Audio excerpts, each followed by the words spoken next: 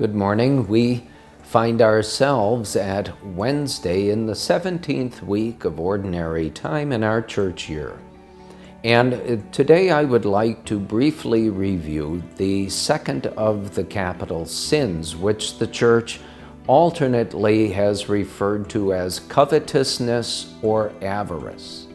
And again, as I mentioned last week, our best source for the complete teaching of the Church on all of this is found in the Catechism of the Catholic Church. But the Church simply defines this capital sin as the disordered inclination or desire for pleasure or possessions. Now, the best reference we have again for this capital sin is what our good God has forbidden us to do in the Ten Commandments. The 9th and 10th commandments specifically address this very serious sin. The 9th commandment, thou shalt not covet thy neighbor's wife. The 10th, thou shalt not covet thy neighbor's goods. The sin itself so overwhelms our intellect and our free will that literally that's all I can think about, and all of my waking moments in the day, my attention, my thoughts, everything is focused on I really must have whatever is not mine. I have no right to it. No one owes me this or that, but I am totally and inordinately and in a certain sense very sickly preoccupied with having that which I have no right to.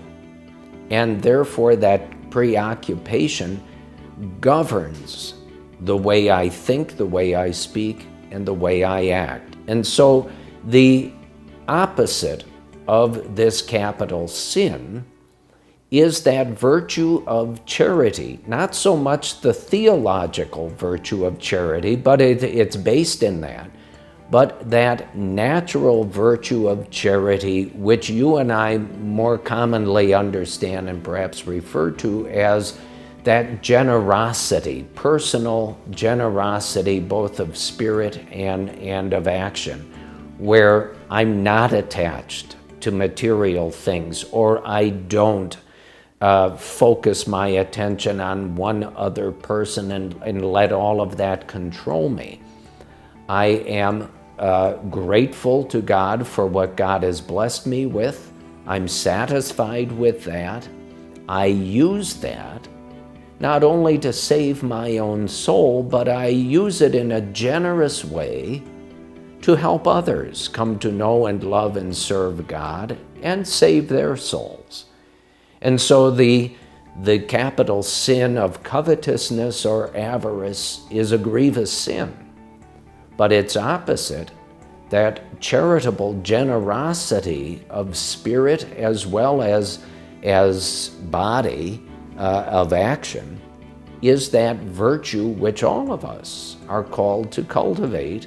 And of course, that gives clear evidence of the theological virtue of loving Almighty God with our whole mind, heart, soul, and strength, and our neighbor as we love ourselves, as we have that right and good respect for ourselves as a person, and we extend that same respect to all other persons.